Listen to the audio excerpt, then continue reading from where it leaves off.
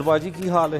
अस्सलाम वालेकुम शेख साहब की हाल है? ठीक ठीक हो, खैरियत नाल हो? सत श्री अकाल जी, की हाल है? ठीक ठाक हो? लंगर हो रहा है, लंगर इन्होंने वास्ते भी लैके आओ। लंगर करने हैं जी।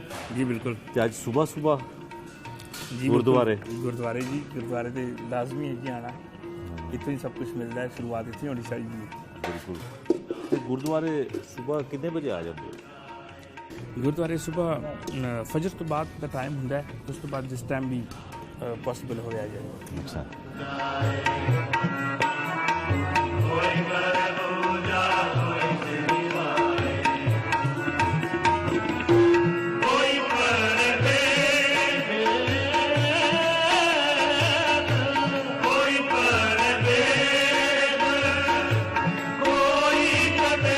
आपको सरदार जी क्यों नहीं कहते हैं, पाजी क्यों कहते हैं? वैसे तो मेरा नाम सरदार महेंद्र पाल सिंह ही है, लेकिन यूनिवर्सिटी में लाइफ में जब गया तो स्टूडेंट्स ने वहाँ पे मुझे, बच्चे थे, जूनियर्स थे, उन्होंने पाजी कहना शुरू कर दिया रिस्पेक्ट में, और फिर मुझे टीचर्स भी पाजी कहना शुरू हो गए, तो वहाँ से मैं पाजी मशहूर हो गया। और तो आपकी बेगम भी आपको पाजी कहती है? नहीं, वो यही कहती, बाकी मैं सारी दुनिया का पाजी हाँ, लेकिन बेगम तो नहीं है। अच्छा, इसका मतलब क्या होता है? मतलब इसको एहतरामन कहा जाता है? जस्ट एक एहतरामन भाई के तौर पे, सोशल वर्कर था। हाँ। तो उसमें वो एक रिस्पेक्ट में पाजी कहना शुरू हो गया, तो वहाँ से वैसे भी ये लफ्ज़ जो है नॉर्मली सिद्धू पाजी के लिए भी यूज़ हुआ। हाँ। तो उस वक्त मैं दाढ़ी बांधता था, तो वो जाहिर बात है वो एक लुक उस तरह की थी, दाढ़ी खुली नहीं थी, तो वो उस वजह से फिर पाजी स्टार्ट हो गया। जब सरदार जहाँ भी लाहौर शहर में या पाकिस्तान में कहीं भी नज़र आए तो पाकिस्तानी उनसे बड़ी मोहब्बत करते हैं, उनसे इखलाक से बात करते हैं। तो आप तो यहाँ के रहने वाले हैं, कितने अरसे से आपके बाओ-अजदाद यहाँ से हैं? जी, मेरे बाओ-अजदाद जो हैं पाकिस्तान बनने से पहले ही पाकिस्तान में रह रहे हैं, और लेकिन 72 में फाटा से हम शिफ्ट हुए ननकाना साहब। बेसिकली हम पश्तून सिख हैं। अच्छा, Pashto speaking, yes, Pashto speaking है। और वैसे पंजाबी जो है हमारी मजहबी ज़बान है, तो वो तो लाजमी है, लेकिन वैसे जो हमारी जिन्हें कहते हैं ना मदर लैंग्वेज, वो हमारी पश्तो है। तो वहाँ से हम फाटा से हम वादी तीरा से मेरे वाला साहब जो है, दादी मेरी, ये माइग्रेट करके ननकाना साहब आए। ननकाना साहब में मैं पैदा हुआ, ननकाना साहब से मेरी इब्तदाई तालीम है, और हमने तो बड़ा अच्छा वक्त गुजारा है। मतलब मुझे कई दफ़ा मौका मिला फ़ॉरेन जाने के लिए भी, इंडिया जाने के लिए मेरे वालिद साहब को ऑफ़र्स हुई उस मुश्किल हालात में, लेकिन मेरे वालिद साहब ने बिल्कुल इनकार किया और हम पाकिस्तान में रहे। पाकिस्तान में हम बहुत खुश हैं, आज़ाद हैं। और अगर मैं कंपैरिजन करूं इसको, हिंदुस्तान में मैं गया हूं, मैं दूसरे मुल्कों में गया हूं, जो रिस्पेक्ट यहाँ पे है, जो मोहब्बत यहाँ पे है, जो अपनीयत यहाँ पे है, वो हमारे लिए नहीं, तमाम आपस में, वो कहीं और नहीं। अच्छा, आपके कभी बड़ों ने बताया कि वो पाकिस्तान जब बना तो क्यों नहीं गए? क्या उनको इतनी मोहब्बत थी कि उन्होंने नहीं छोड़ा मुल्क? उस वक्त जब पाकिस्तान बना तो हम फाटा में रहते थे, तो उधर के कबायली लोगों ने हमें नहीं जाने दिया, और वो सब सब कबायलियों ने भी पाकिस्तान का साथ दिया और आपको साथ दिया, और कायद-ए-आज़म मोहम्मद अली जिन्ना का साथ दिया। और आपको शायद इस बात का हो कि कबायली जो है वो ज़्यादा स्ट्रांगली खड़े थे कायद-ए-आज़म मोहम्मद अली जिन्ना के, हम भी उनके साथ खड़े थे। मेरे वालिद साहब ने, मेरे जो हमारे बड़े थे, उन्होंने सब ने कायद-ए-आज़म मोहम्मद अली जिन्ना की उसमें हम साथ दिया, और हम पाकिस्तान में रहे। फिर ननकाना साहब में आपका बचपन गुजरा, बचपन कैसा था?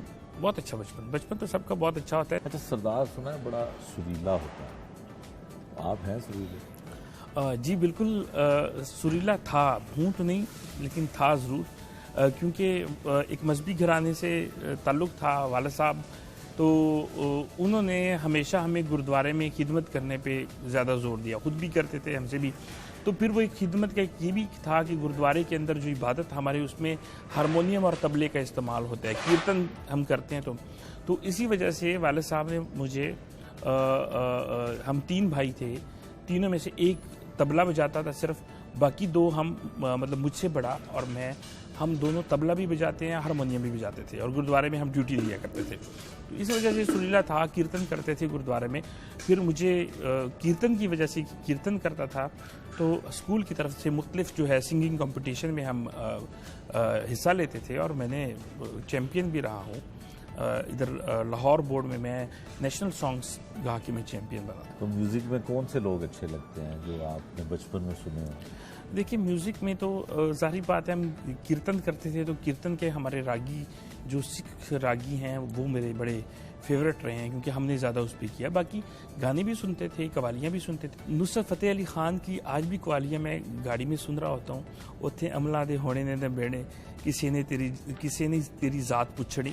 तो वो जो है कवालियाँ, वो एक इंसान को सूफीज़म, हमेशा सूफीज़म के साथ अटैच रहा हूँ, फिर मैं वो सुनता हूँ। सियासत में किन के साथ ज़्यादा दोस्तियाँ हैं, घर में आना जाना है, जो कुलीग्स आपके हैं? सियासत में मेरा, क्योंकि सियासत जो है वो शुरुआत जो है वो मैंने मुल्तान से की। तो मुल्तान से साउथ पंजाब का मैं प्रेसिडेंट रहा। मुल्तान का पहले मैं शेरशाह टाउन का जनरल सेक्रेटरी रहा, फिर मैं मुल्तान डिस्ट्रिक्ट का रहा, फिर साउथ पंजाब का इलेक्शन लड़ा। सबसे ज़्यादा वोट लेके मैंने साउथ पंजाब का इलेक्शन जीता था। तो वो एक मेरा ज़्यादा इसलिए साउथ पंजाब से, सियासी लोगों में ज़्यादा साउथ पंजाब से ताल्लुक़ है। तो बल्कि मेरे जो मैं कह दूं कि जिनकी वजह से मैं, जिनके साथ चल के मैं इस मुकाम पे पहुंचा हूँ, फ़र्क ज़ुबैर शेख साहब हैं जो कि इस वक्त भी पाकिस्तान बैतुल माल के मेंबर हैं पंजाब के। लगारी साहब हैं, जावेद लगारी साहब जो कि इमरान खान साहब के पुराने साथी हैं, और ओन अब्बास बप्पी साहब जो कि अभी सेनेटर भी बने हैं, साउथ पंजाब के प्रेसिडेंट भी हैं, और ये पाकिस्तान बैतुल माल के चेयरमैन। ये एहसास प्रोग्राम में ये जितने भी पनाहगाहें और जो थे जितना वो था वो उनका शुरुआत उन्होंने की थी। और आपने ये भी देखा कि उन्होंने पाकिस्तान बैतुल माल में ऐसे काम किए कि पाकिस्तान बैतुल माल जो है आम आवाम में वो मशहूर हो गया।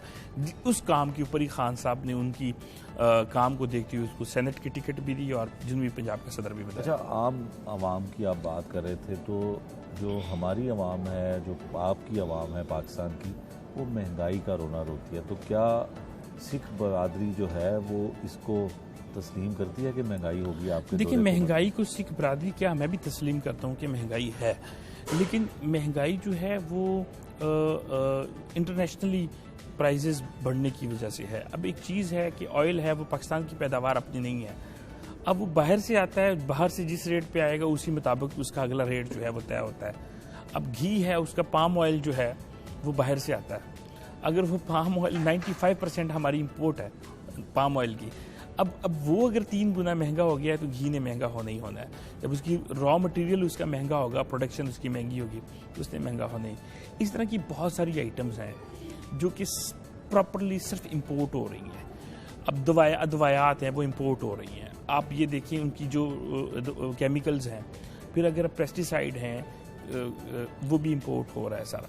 तो अगर वो इंपोर्ट हो रहा है तो उसके ऊपर ज़ाहिर बात है जब बाहर से महंगा आएगा तो उसने महंगा बिकना है, और ये सब चीज़ें मिल के महंगाई करती हैं। आप क्या नहीं समझते कि चाहे महंगाई किसी भी वजह से हुई है तो आने वाले वक्त में पाकिस्तान तहरीक-ए-इंसाफ को आवाम की तरफ से वो सपोर्ट नहीं मिलेगी?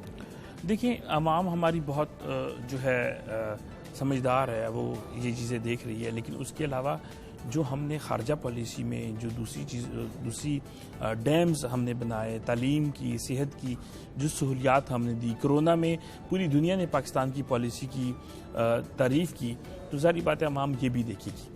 और मैं आपको फिर भी एक बता दूं, हम बेशक महंगाई है और आवाम को पता है कि ये महंगाई जो है वो पीटीआई की वजह से नहीं, वो इंटरनेशनल प्राइस हाइक की वजह से है। पूरी दुनिया में इन्फ्लेशन है। कश्मीर कमेटी के भी आप रुकन हैं गालिबन, तो उसकी जिम्मेदारी क्या है और उसके लिए कश्मीर के लिए आप एज ए सरदार या एज ए सिख क्या वर्किंग है आप? जी बिल्कुल, जब 5 अगस्त 2019 को हिंदुस्तान ने कश्मीर की जो खुसूसी हैसियत थी आइन में ख़त्म कर दी, तो उस वक्त ज़ाहिर बात है कश्मीर के साथ पाकिस्तान ने हमेशा कश्मीरियों के साथ वो खड़े हुए, और हम क्योंकि कश्मीर को शाहराग भी मानते हैं पाकिस्तान की, तो उस वक्त फिर हमारी फेडरल हुकूमत ने इक़दाम करने शुरू किए, लेकिन फेडरल हुकूमत के साथ सूबों की तरफ से भी उनकी इम्प्लीमेंटेशन, जो फैसले हो रहे थे उनकी इम्प्लीमेंटेशन बहुत ज़रूरी थी। तो फिर सूबाई लेवल पे भी इनकी कमेटियाँ बनाई गई कि जो पूरे सूबे में उसकी इम्प्लीमेंटेशन को इंश्योर करें और जो फैसले हमारी फेडरल जो है कमेटी, कश्मीर कमेटी करती है या फेडरल गवर्नमेंट करती है, उन तमाम फैसलों को और उनकी इम्प्लीमेंटेशन को इंश्योर करे, तो उसके लिए एक कमेटी बनाई गई। तो अक़लियती बरादरी से मैं अकेला जो है उसका मेंबर बना, और मेरे लिए बड़ी खुशी की बात थी कि मैं मज़लूमों की आवाज़ बनने के लिए मुझे मौका दिया गया है। और मैं समझता हूँ कि शायद मेरे MPA बनने पे मुझे इतनी खुशी नहीं हुई थी जितनी मुझे कश्मीर लोगों की आवाज़ बनने के लिए उस कमेटी का जब मुझे मेंबर बनाया गया। मैं करतारपुर की कमेटी का मेंबर था, लेकिन मुझे शायद उससे भी ज़्यादा खुशी कश्मीर की कमेटी की हुई कि मैं मज़लूमों की आवाज़ बनूँ। तो सफारती तौर पर जो कश्मीर के ऊपर जो एक्शन वज़ीर-ए-आज़म इमरान खान साहब ने लिया है, ये पूरी दुनिया और कश्मीरी अवाम इसकी वो खान साहब की शुक्रगुजार हैं कि उन्होंने बहुत अच्छे तरीके से वो लिया। और पिछले दिनों आपने देखा कि पाकिस्तान का जो मैच हुआ और हिंदुस्तान को हमने पहली दफ़ा वर्ल्ड कप में हराया, और बड़े ज़बरदस्त तरीके से हराया, और ऐसे तरीके से हराया कि पिछले सारे जो उनके वो 5 मैचेस उनके जीते हुए थे उनको क्लीन स्वीप कर दिया कि हमारी कोई विकेट नहीं गिरी और हम मैच जीते हैं। तो वो देखें कि श्रीनगर में लोगों ने उसको जो है उसकी खुशियाँ मनाई। जब पाकिस्तान क्रिकेट मैच जीतता है इंडिया से, तब कितनी खुशी होती है? मैं समझता हूँ कि इस मैच पे तो मुझे इतनी खुशी हुई, क्योंकि हमेशा जब हम हिंदुस्तानी दोस्तों के साथ कभी होता है, तो क्योंकि सिख हिंदुस्तान से आते हैं, तो कभी कोई मजाक में कह देते हैं कि कोई वर्ल्ड कप का मैच क्यों नहीं जीता। तो हाँ, हुण असीं दसण कहण जोगे हो गए हैं कि तुसीं तो जीते ने, पर असीं सारिਆਂ ਦਾ जवाब एक ही मैच दे दिता है। तुहाडे मौका नूं असीं सही मौका दिता है।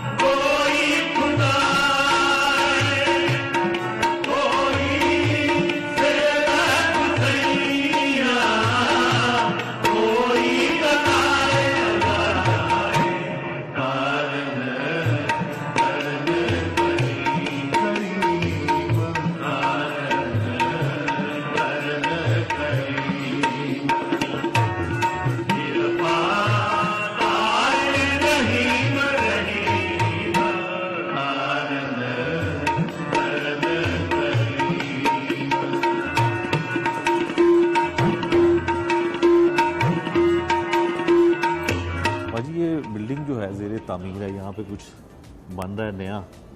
जी बिल्कुल, ये बिल्डिंग जो है ये क्योंकि महाराजा रंजीत सिंह के दौर की बनी थी, तो इसमें ये जो अंदर वाली मेन बिल्डिंग है इसको हमारी गवर्नमेंट ने नहीं छेड़ा, इसको इन्होंने उसको प्रिजर्व किया उनकी चीज़ों की, क्योंकि ये बहुत हिस्टोरिकल जगह है। तो हमने जहाँ से पहले गए हैं मत्था टेका है, वो महाराजा रंजीत सिंह की जो समाध है वहाँ पे उनकी आखिरी रसूमात अदा की गई थी। और इस वक्त ज़ाहिर बात है कि जब ये बिल्डिंग ज़ेर तमीर है तो इबादत जो है वहाँ पे होती है।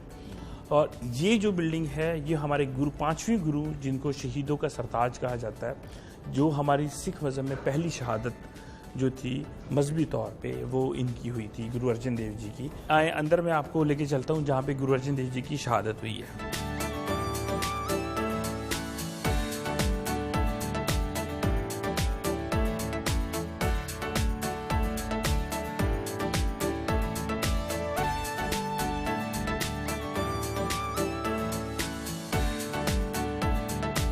आप ये बताएं कि आपने सियासत में आने का फैसला क्यों किया और सियासत पीटीआई के साथ ही क्यों की? सियासत में आने का फैसला तो हम घरेलू घर की फैमिली के अंदर एक मजहबी सियासत तक था। वालिद साहब जो थे वो पंजाब में पहले आए हुए थे, तो जो लोग आते थे उनके मसले मसाइल काम वगैरह के जो थाना कचहरी जो थे वो देखते होते थे, बगैर मतलब पॉलिटिकल जो एक हमारी कौमी सियासत में आए बगैर, वो सिर्फ बरादरी की हद तक वो देखते थे। तो उनसे सीखा। फिर यूनिवर्सिटी में सियासत का एक सिलसिला स्टार्ट हुआ, सोशल वर्क और जिस तरह से है वो जो है उधर काफ़ी इंटरेस्ट रहा। फिर उधर ही ISF में मैंने शमूलियत इख्तियार कर ली। और पीटीआई इसलिए ISF और पीटीआई इसलिए चुनी, हालांकि उस वक्त पीटीआई का और ISF का कोई बिल्कुल कोई उसके अंदर फ्यूचर नहीं नज़र आ रहा था। लेकिन क्योंकि मैं खुद क्रिकेटर था, पाकिस्तान जो है क्रिकेट के साथ शौक़ रखता था, तो वर्ल्ड कप जब इमरान खान जीते तो उसके बाद उनकी एक जो कौमी हीरो बने हमारे, और उन्होंने जिस तरह से वर्ल्ड कप जिताया, बड़ी मुश्किल हालात में उन्होंने वर्ल्ड कप जिताया, तो उस हवाले से फिर एक फ़ैन था उनका, फ़ैन फॉलोइंग में था उनके, तो उस हवाले से फिर मैंने इमरान खान को चुना और शौकत खान उन्होंने बनाया। देखें, ये हमारे लिए एक बहुत बड़ी अचीवमेंट थी पाकिस्तान के लिए कि लोग सोचते थे कि कैंसर का हॉस्पिटल, कैंसर से लोग मरते थे, लेकिन किसी ने नहीं सोचा कैंसर हॉस्पिटल बनाने का। और इमरान खान साहब ने अपनी वालदा के नाम पे जब बनाया, एक वालदा से मोहब्बत, एक कौम से मोहब्बत, तो वो चीज़ जो है अट्रैक्ट कर रही थी। इमरान खान साहब से आपकी मुलाकात हुई जब आप सियासत में आए, नए आए, तो पहली मुलाकात कब हुई? जी, इमरान खान साहब से पहली मुलाकात जो है मैं मुजफ्फरगढ़ में मेरी हुई थी। मुजफ्फरगढ़ में जलसा था, वहाँ पे मेरी मुलाकात उनसे हुई, और खानेवाल में, ये 2011 की बात है, 2011 में मेरी उनसे जो है एक प्रॉपर मुलाकात हुई। और जो करतारपुर का बॉर्डर खुला है, उससे माइनॉरिटी को क्या फ़ायदा होगा? देखिए, करतारपुर का बॉर्डर जो है वो गैर मुस्लिम अक़लियतों का ही करतारपुर जो है वो है। उसके साथ दूसरा कि अक़लियतों के लिए जब आप एक पूरी दुनिया की अक़लियतों को पाकिस्तान में आने की दावत देते हैं, तो उसके लिए ज़रूरी है कि आप अपने मुल्क की अक़लियतों को भी तहफ़्फ़ुज़ देंगे। वो दोनों मिलकर एक पैरेलल इकट्ठी उनका स्टार्ट हुआ। जब देखें, दुनिया से जब हमारे पास टूरिस्ट आ रहे हैं, दुनिया से हमारे पास जो है यात्रा के लिए लोग आएंगे, यही चीज़ सिर्फ ये नहीं, ये देखिए करतारपुर खुला है, ज़रूरी तो नहीं सिर्फ बाहर से ही लोग आएंगे, हम भी तो वहाँ जाएंगे, हम भी तो अपनी इबादत करेंगे। इससे बड़ी बात क्या हो सकती है कि हमें मजहबी आज़ादी है और गवर्नमेंट हमारे लिए कर रही है। करतारपुर बॉर्डर खोलना गवर्नमेंट का काम है। फिर अक़लियत दूसरी बरादरी के लोग जब पाकिस्तान आए, मैं आपको एक चीज़ बता दूं कि वज़ीर आज़म इमरान खान साहब ने और पाकिस्तान के अदारों ने करतारपुर खोला, लेकिन उससे बड़ी जो शुक्रगुजारी है मैं पाकिस्तानी कौम की करता हूँ कि पाकिस्तानी कौम ने उसको एक्सेप्ट किया, पाकिस्तानी कौम ने उसको प्रोपगेट भी किया, पाकिस्तान की खुद उन्होंने प्रमोट किया करतारपुर को। जब इंडिया ने बॉर्डर नहीं खोला तो पाकिस्तानी सारे मुसलमान जो हैं हमारे बहन भाई, वो करतारपुर जाके वहाँ पे वीडियोस बनाते, प्रमोट करते पूरी दुनिया में। पूरी दुनिया में एक मैसेज गया। जब पूरी दुनिया से सिख लोग पाकिस्तान आए करतारपुर खुलने के लिए, तो आप चाहे अनारकली बाजार लाहौर चले जाएं, चाहे आप ननकाना साहब के बाजार चले जाएं, चाहे आप पंजाब बाजार हसनाबदाल चले जाएं, जहाँ जहाँ सिख गए वहाँ पे हमारी पाकिस्तानी कौम ने, वो चाहे हिंदू थे, वो चाहे सिख थे, वो चाहे मुस्लिम थे, वो चाहे क्रिश्चियन थे, मैं सिर्फ पाकिस्तानी कौम कह रहा हूँ, उन्होंने उन सिखों को इज्जत दी। तब उन जब लोगों को इज्जत मिली और जब वो अपने मुल्कों में गए तो रोते हुए गए, क्योंकि उनको यहाँ इज्जत मिली।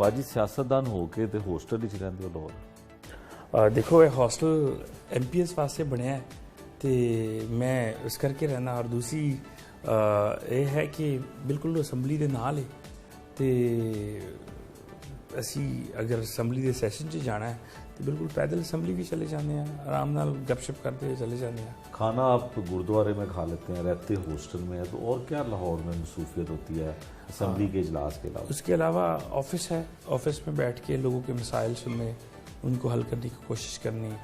फिर उसके अलावा मीटिंग्स होती हैं मुख्तलिफ कानून साजी के ऊपर, NGOs के साथ मीटिंग्स होती हैं, डिफरेंट प्रोग्राम्स होते हैं, तो वो मैं फिर यहीं से रिहाइश यहाँ रख के वो सारे लाहौर की जो मामलात हैं वो अटेंड कर लेते हैं। अच्छा, एक बड़ा आपका हेल्दी फेस्टिवल होता है बैसाखी मेला जिसको कहा जाता है, तो उसमें किस तरह की तैयारियां आपकी कम्युनिटी या आप कैसे करते हैं? जो बैसाखी का जो फेस्टिवल है वो यकम बैसाख को जो सिख मज़हब है वो कंप्लीट हुआ था, और इस दो हवालों से ये फेस्टिवल मनाया जाता है। एक तो फसलें पक जाती हैं, तो ज़ाहिर बात है जो पंजाब का दारोमदार शुरू से गंदम के ऊपर चलता रहा।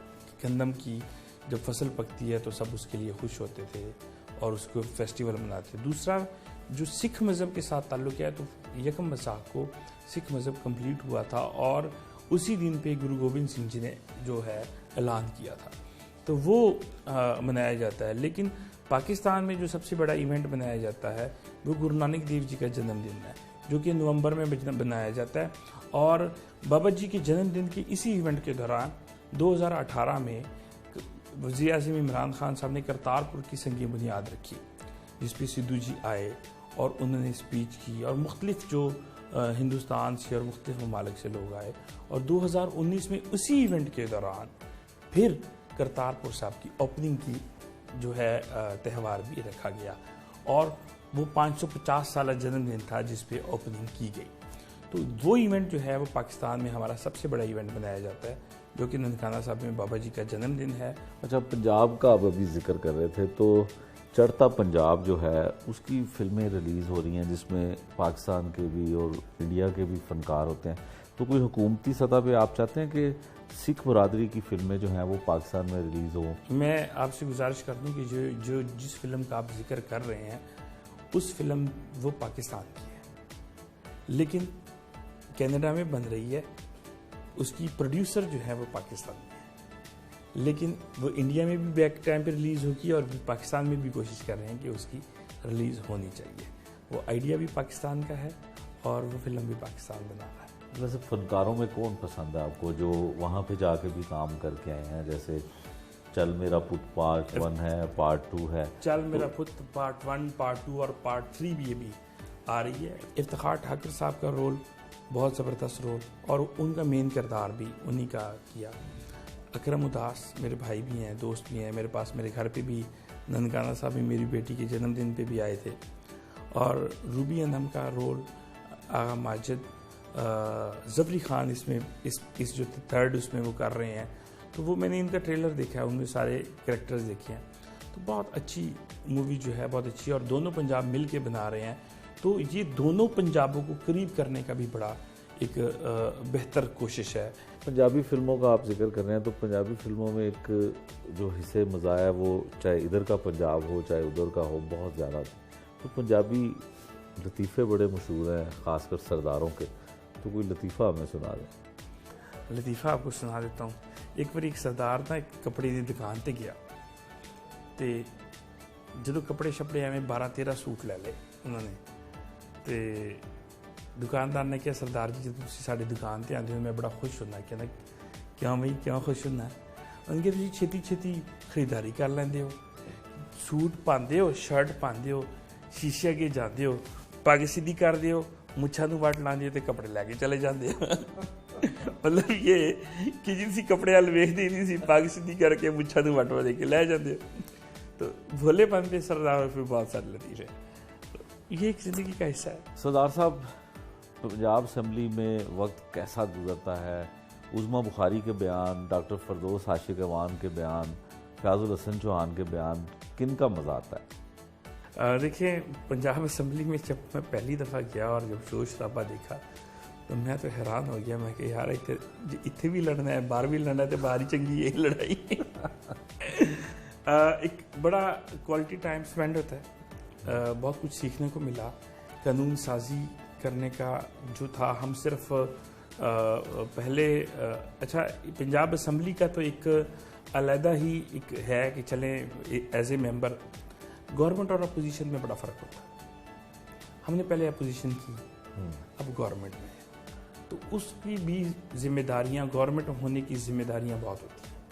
तो वो एक्सपीरियंस मुझे बड़ा अच्छा लगा कि जिम्मेदारियां निभाने का। तो ये सिलसिला जो है ना, ज़िंदगी में जिम्मेदारियां निभानी सीखी थी। अब वो पहले थी कि सिर्फ घर के लेवल तक थी या शहर के लेवल तक थी, अब पूरे सूबे की बरादरी को, कम्युनिटी को, हिंदू बरादरी को, मसीही बरादरी को, सिख बरादरी को, जितनी भी गैर मुस्लिम बरादरी हैं, मुसलमान भी आते हैं हमारे पास काम के लिए, तो वो उनको जब जिम्मेदारियां निभाने का एक अपना सुकून मिलता है। सारा दिन थक जाते हैं, लेकिन रात को सिर्फ सुकून से इसलिए सो पाते हैं कि आज हमने कुछ अच्छा करने की कोशिश की है। उस्मान बुज़दार साहब से मुलाकातें होती हैं तो वो कितना आपकी कम्युनिटी के लिए फ़िक्रमंद होते हैं या आपके कामों को करने को तरजीह देते हैं? उस्मान बुज़दार साहब के बारे में बहुत सारे जो है अपोजिशन ने भी और लोगों ने भी बहुत सारे जो है उनके बारे में मजाक भी उड़ाए। लेकिन मैं आपको एक बात बताऊंगा, कभी आप उस्मान बुलतार साहब के साथ आज मिल लें, आज से 10 साल बाद मिल लें, आज की बात वो आपको बता दें कि आपने क्या बात की। इतने वो मर्दम शनास भी और मेमोरी याद रखने वाले भी वो शख्सियत है। मेरे कज़न उनसे 2014 में मिले थे। 2018 में इलेक्शन जीतने के बाद उन्होंने मुझसे उनका पूछा। कुछ दिन पहले मैंने उनको मिलवाया। उन्होंने वो 2014 में जो उनकी गपशप हुई थी डीजी खान में, वो सारी गपशप उन्होंने रिपीट की। इसी तरह से मेरे साथ भी कुछ ऐसे वाक़यात हुए उनके कि वो ए टू जी उनको हरफ पर हरफ वो याद होते हैं। उनकी सादगी का लोग बहुत कुछ सोच लेते हैं, लेकिन वो शख्स ऐसा नहीं है बहुत।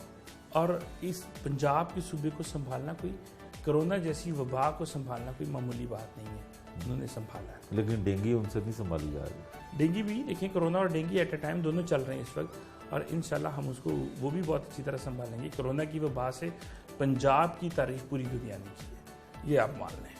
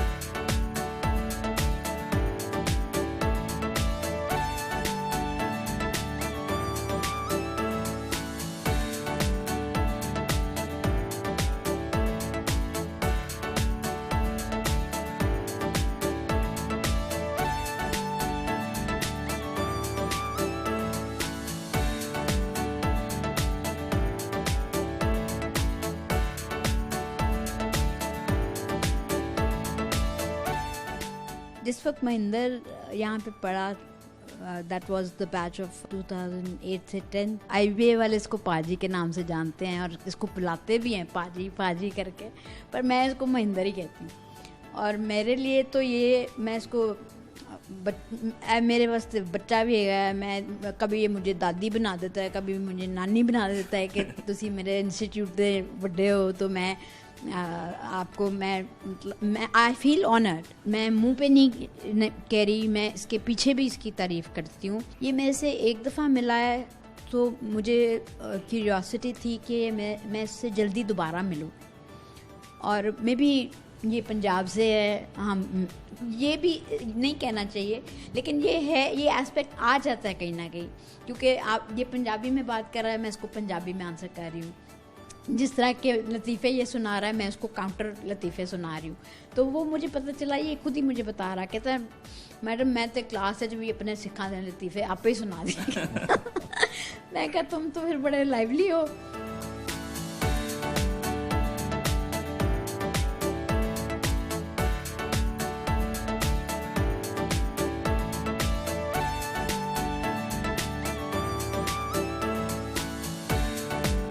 तालिब इल्मी के दौर में आपको पाजी यहाँ से कहना शुरू किया लोगों ने? जी बिल्कुल। मैं जैसे क्योंकि अकेला सरदार था यहाँ पे यूनिवर्सिटी में और IBA में अकेला सरदार था, तो वो एक पंजाबी टच की वजह से स्टूडेंट्स ने शुरू कर दिया, फिर टीचर्स ने भी शुरू कर दिया, तो मैं IBA का पाजी ही कहलाता था। अच्छा, आप पढ़े लिखे, आप वाहिद हैं जो अक़लीती मेंबर हैं पंजाब असम्बली के, तो कितनी तालीम और क्या कुछ पढ़ा हुआ है? जी, मुझे एजाज़ ये हासिल है कि मैं माइनॉरिटीज़ की जितने हमारे PTA के MPs हैं उनमें सबसे ज़्यादा एजुकेटेड हूँ।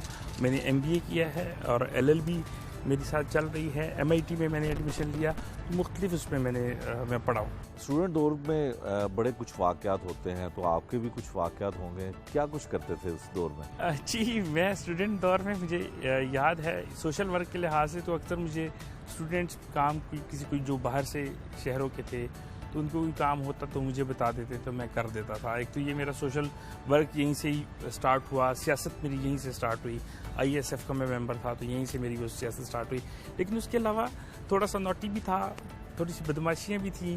तो एक जैसे एक जट्टा था, एक रोब हुंदा है, वो रोब हमेशा रहा है। कभी कोई लड़ाई होती तो मैं वहाँ पे सबसे पहले पहुँच जाता था, खाने के लिए भी और मारने के लिए भी तैयार होता था। लेकिन ये हमेशा मेरी कामयाबी रही कि मैंने कभी मार नहीं खाई, हमेशा मार के आता था। और सरदारों के लतीफ़े भी सुनाते थे? जी बिल्कुल, मैं लतीफ़े सुनाता था। और साथ मेरी ये था कि यूनिवर्सिटी में कॉरिडोर में पंजाबी बना थी। पंजाबी यहाँ पे आप ना बोलें, आप प्रोफेशनल उसमें हैं तो मैं पंजाबी ज़रूर बोलता था। मैं पंजाबी तो बगैर मैं कि मेरा नहीं सरदा।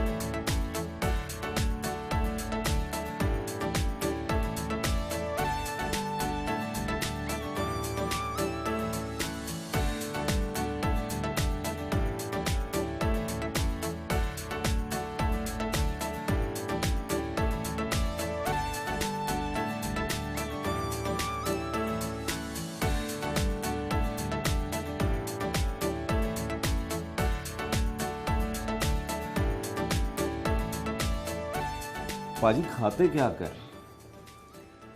वैसे तो जो खुदा ने जो बना दिता है खा लीता है, लेकिन ज़्यादातर मैं शौक नाल फ्रूट, सब्जियां, दालां इस तरह की चीज़ें खाना। अच्छा, तो कोई खाना वाना खुद भी बना लेते हैं कोई? जी बिल्कुल बनाते रहे। जब यूनिवर्सिटी का दौर था और गुरुद्वारे में हॉस्टलिंग की तो वहाँ पे लंगर भी बनाते थे, खुद भी खाना बनाना पड़ता था। तो सारी चीज़ें प्रोफेशनल लाइफ में खुद खाना बना लिया करते थे। अच्छा पाजी, एक सरदारों की ख़ास चीज़ होती है क्योंकि खुराक और उनका भंगड़ा भी बड़ा खूबसूरत डालते हैं। तो इन दोनों में से कौन सी चीज़ें जो आप बेहतर कर लेते हैं? मैं खुराक। अच्छा, भंगड़े से आप आ रही हैं? भंगड़े का भी टाइम नहीं है ना, खुराक का टाइम अभी है। तो हमें बताएं, हमारे साथ आपके दोस्त हैं, क्या इनका ताल्लुक है? जी, सैयद ज़फ़र अली शाह साहब हैं, ये मेरे दोस्त हैं, भाई हैं मेरे। और फैमिली टर्म्स हैं हमारे। ननकाना साहब में मेरे वालिद साहब के पास ये आते हैं, मैं इनके पास यहाँ आता हूँ, तो हमारा फैमिली टर्म्स है। तो शाह जी बताइए, माइक लीजिएगा, तो बताएं कि एक सरदार से दोस्ती कैसी लगती है? बीइंग इंसानियत, मैं तो उसको बड़ा पसंद करता हूँ कि अगर कोई इंसान अच्छा है, उसका करैक्टर अच्छा है, उसका अखलाक अच्छा है, तो वो चाहे कोई भी है, वो मेरे बड़ा करीब होता है जी। मैं उसको बड़ा पसंद करता हूँ। तो महेंद्र भाई से जब मेरी मुलाकात हुई तो मैंने क्लिक किया कि यार ये कोई अच्छा इंसान है, बाखुदा सच्ची बात कर। अच्छा। और वो मैंने डिसीजन कर लिया, नहीं यार इस बंदे से ना मैंने ज़िंदगी गुजारनी है। फिर मैं और मज़ीद इसके करीब हुआ और फिर देखा कि यार ये हमारे इस मुल्क में या इस दुनिया में जितने भी लोग हैं, मैंने इसको बेहतरीन इंसान पाया। कोई लालच नहीं है, कोई धोखा नहीं है। तो दोस्तों के साथ कभी नाराज़ भी हो जाते हैं क्योंकि आपके लतीफ़े बड़े मशहूर होते हैं? अगर आपको कोई लतीफ़ा ऐसा सुना दे तो नाराज़ भी होते हैं? नहीं, मैं जो लतीफ़ा सरदारों के ऊपर कोई सुनाए तो मैं उसको फ़ख्र समझता हूँ।